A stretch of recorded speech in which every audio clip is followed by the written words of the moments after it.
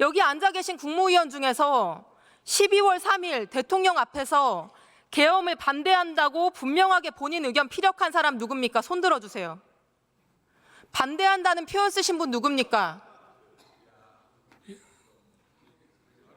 두 분밖에 안 계시네요. 외교부 장관하고 경제부총리.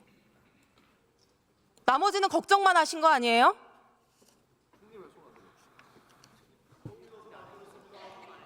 예, 저는 대통령님께 반대한다고 말씀드렸습니다. 이상민 장관의 말이 딱 맞습니다. 두어 명이 반대한 거라고. 나머지는 걱정만 하셨고요. 이 계엄이 제대로 가야 된다고 생각하는 분은 한 분도 안 계셨다는 말씀. 자, 계엄 반대했는데 계엄 막기 위해서 국무회의 소집해 주는 거 말고 어떤 시도를 했습니까? 손목이라도 발목이라도 붙잡았습니까? 아니면 바지가랑이라도 붙들었습니까? 뭘 했습니까? 말씀해 보세요. 지금 생각해 보면 그렇게라도 했어야 된다고 생각합니다. 미디어 오늘. 정말 고통스럽습니다. 여러분의 변명과 책임 회피를 보고 있는 게 국민들도 마찬가지일 거라고 생각합니다. 한덕수 총리님 나와주시죠.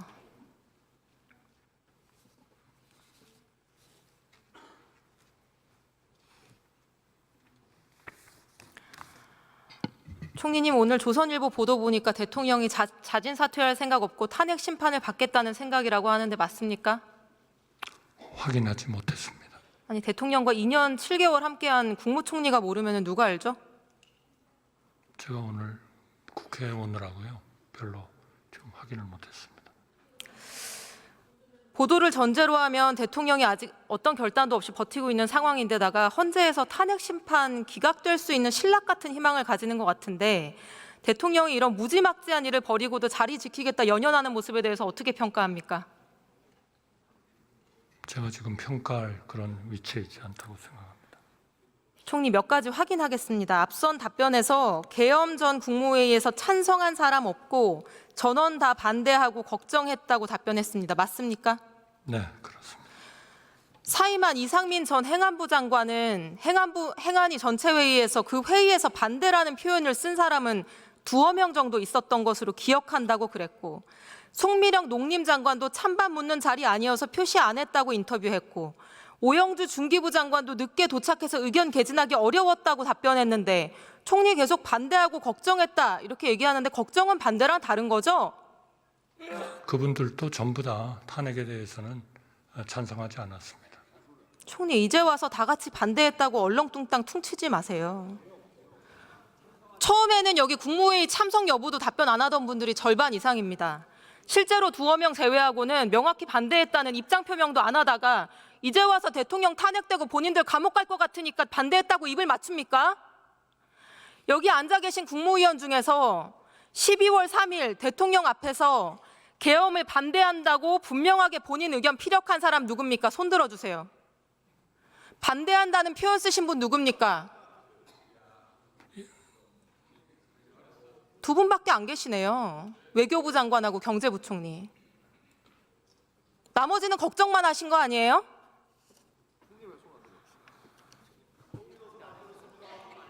예, 저는 대통령님께 반대한다고 말씀드렸습니다. 이상민 장관의 말이 딱 맞습니다. 두어 명이 반대한 거라고. 나머지는 걱정만 하셨고요. 자, 두 번째, 총리가 국무위원으로서의 계엄 동조 책임을 면하고자 새로운 논리를 짜온 것 같습니다. 오늘 앞서 의원들이 질문할 때 그날 국무위원들을 모은 것은 나다.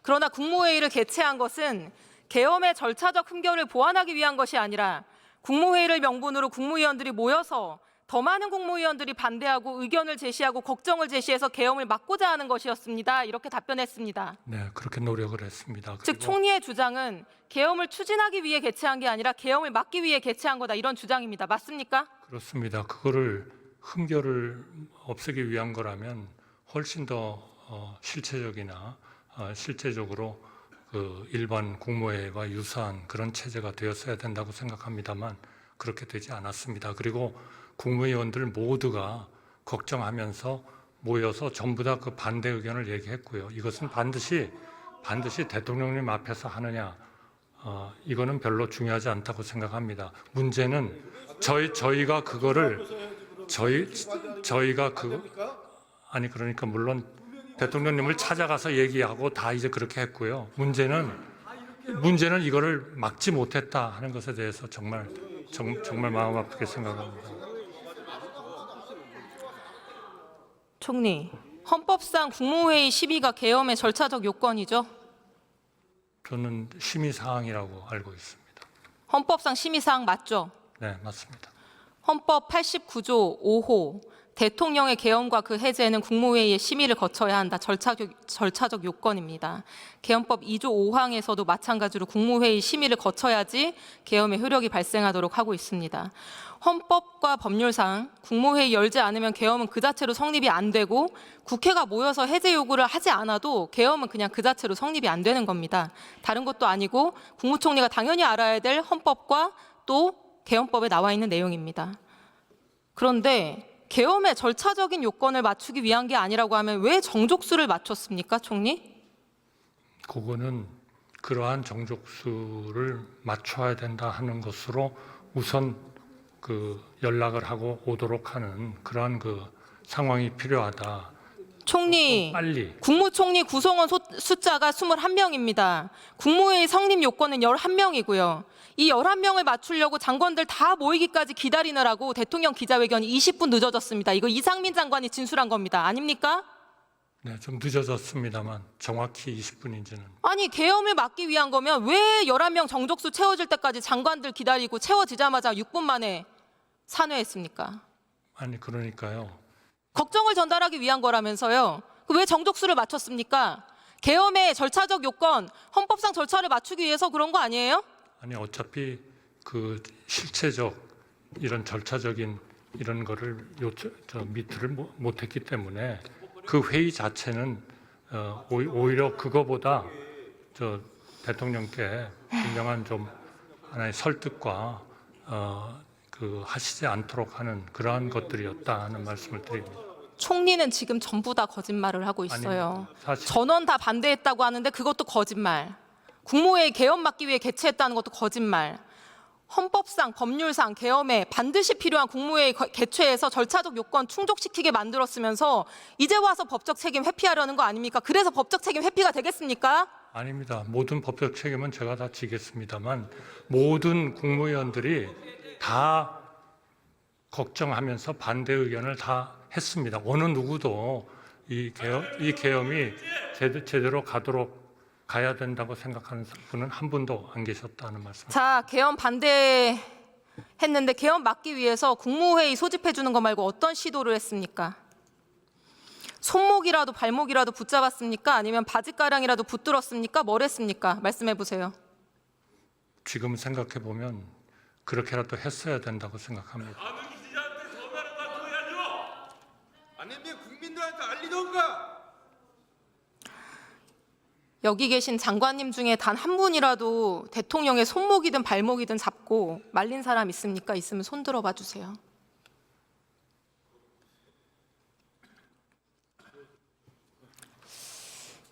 대한민국에 제대로 된 국무위원 한 사람이 없어서 이렇게 파국까지 치닫게 된 것에 깊은 슬픔과 배신감을 느낍니다. 제 앞에는 20명의 국무위원이 앉아 있습니다. 국민들은 대한민국의 국무위원들이 이번 계엄 내란 사태에서 국민에 대한 의무를 다했는지 궁금해하고 계십니다. 그래서 묻겠습니다. 박성재 법무장관 나와주세요.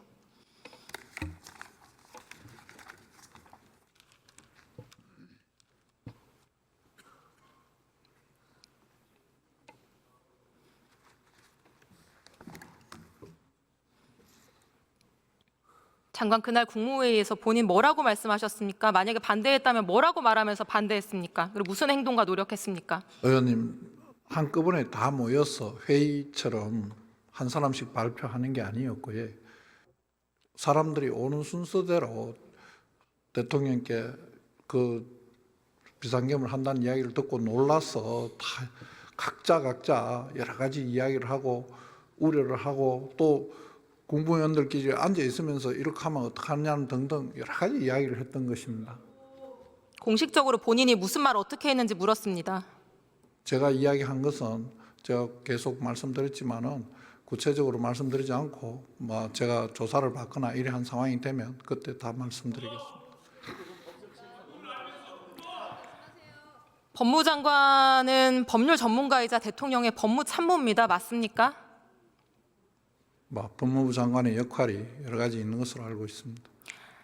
적어도 이 많은 장관들 중에 법무장관만큼은 발동 요건 불비, 국회 제한 불가 이런 이유를 대고 끝까지 막았어야 하고 그게 안 되면은 즉시 대통령한테 사표라도 써서 저항했어야 되는 거 아닙니까? 그게 법무장관이라는 공직자가 국민에 대해서 가지는 책임이고 대통령 보좌 기관으로서 대통령이 위험에 빠지는 걸 막을 수 있는 마지막 기회였던 거 아닙니까? 어떻게 생각하세요? 그때는 다른 모든 분들이 대통령께서 계엄 발동을 하는 것을 막기 위해서 다들 말씀을 돌아가면서 계속 하시고 계셨고 그리고 아닙니다. 어떻게 믿습니까 그거를? 6분 동안 이야기한 게 아니라고 아까 총리께서도 말씀하셨습니다. 박성재 장관 그리고- 들어가시고 송미령 장관 나와주세요. 의원님들 3명만 팔다리 걷다가 나갔어도 계엄 선포 안 됐어요. 그 3명이 없습니까? 송미령 농림부 장관님. 네, 뉴스원에 이렇게 밝히셨습니다. 당시 상황은 반대 의견을 말할 수 있는 자리 아니었다. 찬성이냐 반대냐를 묻는 자리 아니었다. 계엄인지 알았으면 국무회의 안 갔을 것이다. 맞습니까? 맞습니다. 저는 계엄인지 알았으면 국무회의 안 갔을 거다라는 말을 보고요. 기가 막혔습니다. 이 나라의 장관이고 최고위직 공무원이라면 적어도 참석을 안 했더라도 대통령의 계엄 사실을 알았으면 어떻게라도 국무회의 가서 목청껏 반대하고 대통령 손목이든 발목이든 잡고 내가 막았을 거다. 문 앞에 들어넣어서라도 막았을 거다. 이렇게 말해야 되는 거 아닙니까? 맞습니다. 들어가세요. 근데 의원님 하나만 말씀드려도 될까요? 네. 네, 그날 저는 10시 10분에서 15분 사이에 회의장에 들어갔는데요. 회의에 시작이 없었습니다. 그러니까 대기하는 상태였다고 보시는 게 좋고요. 저는 전혀 상황을 몰랐기 때문에 무슨 회의를 하는 건지를 여쭈었습니다. 옆에 분에게. 딱 2글자 들었습니다. 계엄 이런 말을 듣고 너무 놀라서 정말 정신이 없었습니다. 그래서 말도 안 된다, 막아야 됩니다 라고 이야기를 했고요. 그 자리에는 대통령은 계시지 않았습니다. 아닙니다. 네. 그렇게 하겠습니다. 대통령은 제가 언제 책임져- 들어오셨습니까? 제 기억으로는 그렇게 대기실처럼 앉아 있는 상태에서 대통령께서 들어오셨습니다. 들어오셔서 그 시간을 기억할 수는 없습니다. 무척 짧은 시간 동안 계시다가 네, 몇 분 동안 있었습니까? 대통령이. 네. 그 회의실에 대통령이 몇 분 동안 있었습니까? 그 분까지 기억할 경황은 없습니다. 너무 비현실적인 일이기 때문에 그건 당황스러워서 기억하기 어렵고요. 제 기억으로는 2, 3분 정도인데 그 자리에 계신 분들이 발표가 이루어지는 것도 사실은 그 자리에 회의에 있는 국무위원들은 사실 몰랐습니다. 그러니까 왜냐하면 회의의 끝이 없었기 때문입니다. 그러니까 지금 회의를 마칩니다라는 선언이 없는 상태에서 잠시 들어오셨다가 나가셨습니다. 나가셨고 앉아 계신 분들이 당황해하면서 어디 가신 거냐 이런 상황에서 누군가가 휴대전화로 틀었습니다. 근데 육성이 흘러나온 겁니다. 그래서 그런 상태입니다. 그러니까 의원님 말씀하신 대로 바짓가랑이라도 붙잡고 몸으로라도 막을 수 있는 그런 상황이 안 됐습니다. 그래서 정말 죄송합니다. 대통령이 2, 3분 동안 있을 동안 무슨 이야기를 했습니까? 제가 기억나는 건 아무것도 없고 첫 마디만 기억납니다. 누군가와 의논하지 않았다라고 말씀하셨습니다. 첫 마디는 그렇게 시작했고 저는 아무 생각이 안 났습니다. 머릿속이 하였습니다. 그런 이야기도 듣지 못했습니다. 아닙니다. 그거는 제가 확인할 길은 없습니다.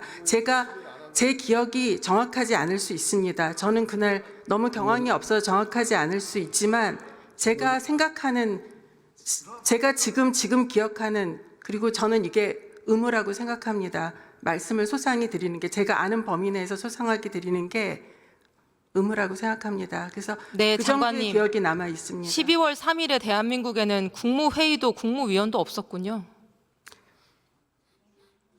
저는 국무회의라고 보기는 어렵다고 생각합니다. 들어가셔도 좋습니다. 네. 박성재 장관, 육부위라니까 더 길다고 했는데 2, 3분 아닙니까? 2, 3분 아니에요. 2, 3분. 지금 2, 3분 만난 거 아니에요, 대통령을? 무슨 얘기가 더 길어요? 자, 국무위원 여러분, 제가 이렇게 말씀드립니다. 여러분의 침묵과 방관이 지금 이 사태를 만든 겁니다. 12.12 군사 반란에 가담했던 이희성 계엄사령관, 주영복 국방부 장관이 여러분들과 똑같은 말을 했었습니다. 재판정에서. 나는 힘이 없었다. 할 수 있는 게 없었다. 슬라이드 보여주세요. 서울고등법원 이렇게 판결했습니다. 다른 사람의 힘에 밀려 그 소임을 다하지 못했다고 변명하는 것은 하급 관료의 일이고, 피고인들과 같이 지위가 높고 책임이 막중한 경우에는 이러한 변명이 용납되지 않는다. 여러분보다 지위가 낮은 어떤 군인은 그날 성관이 진입 임무에 항의하다가 구타를 당했고요. 계엄에 차출된 어떤 방첩사 군인들은 편의점에서 라면 먹고 거리를 배회하다가 일부러 시간을 끌었습니다. 법무부 감찰관은 위헌적 계엄에 따른 명령 받아들일 수 없다면서 곧바로 사표로 저항을 했고요. 대한민국 최고위직에 계신 국무위원님들 정말로 부끄럽지 않습니까? 뭐하러 그 높은 자리에 앉아 계십니까?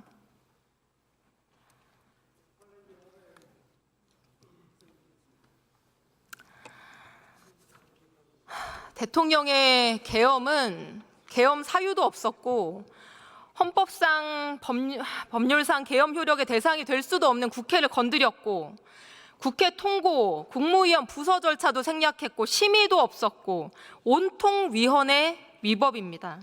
이 불법 계엄에 대해서 윤석열 정부의 마지막 국무위원들이 보인 이 비겁하고 무책임한 모습은 대한민국 역사에 기록될 겁니다. 그리고 마지막으로 이 자리에 몇 분 안 앉아 계시네요. 앉아 계신 국민의힘 동료 의원님들께도 부탁드립니다. 대통령이 조금이라도 반성하고 있다면 당장 하야를 하겠지만 대통령은 하야 대신 탄핵 심판을 받겠다는 입장이라고 합니다. 질서 있는 퇴진에 다른 방법이 없습니다. 헌법이 정한 탄핵 절차에 따라 무너진 헌정 질서에 대한 정치적 책임을 묻고 전국을 안정시킵시다. 부디 이번 주 탄핵 소추안 가결될 수 있도록 도와주십시오. 민심과 양심의 소리를 외면하지 말아주십시오. 이번 주 토요일 반드시 탄핵을 통과시켜서 대한민국 민주주의가 정신 나간 대통령의 폭력보다 훨씬 더 강하고 단단한 것을 보여줍시다. 이상입니다.